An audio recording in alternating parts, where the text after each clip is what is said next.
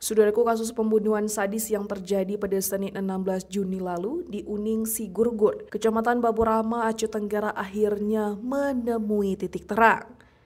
Tersangka berinisial AS 21 tahun yang diduga kuat sebagai pelaku utama mengungkap motif di balik tindakannya dalam prarekonstruksi yang digelar di Mapores Aceh Tenggara pada Kamis 3 Juli 2025.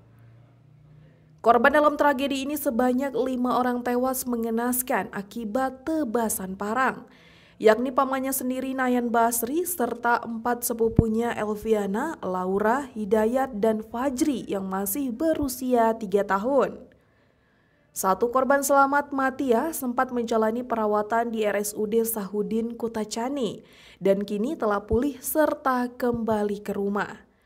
Pihak kepolisian mengungkapkan bahwa motif pembunuhan berencana ini adalah dendam lama yang dipendam AS terhadap keluarga korban. Tersangka mengklaim bahwa ayahnya pernah dikeroyok, diusir, serta dihina oleh pihak keluarga korban saat mereka masih tinggal di Kabupaten Bener Meriah. Kejadian ini membuat ayah dan anak ini hidup terasing di wilayah terpencil, tepatnya di Pegunungan Kompas, Aceh Tenggara, jauh dari fasilitas dasar seperti penerangan dan air bersih.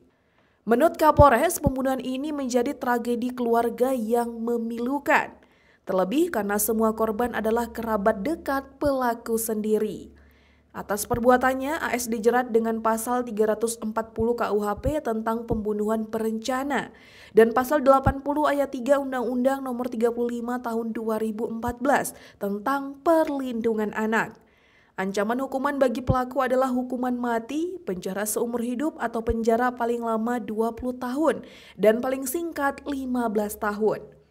Sebelumnya, AS sempat melarikan diri selama 8 hari sebelum akhirnya ditangkap di Desa Kute Mejile, Kecamatan Tano Alas, Aceh Tenggara pada Senin malam 23 Juni 2025.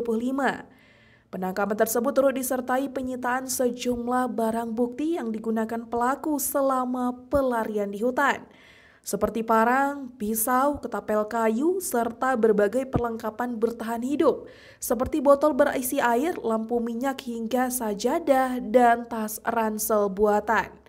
Dari Aceh Tenggara, Asnawi Lui, Tribun Gayo.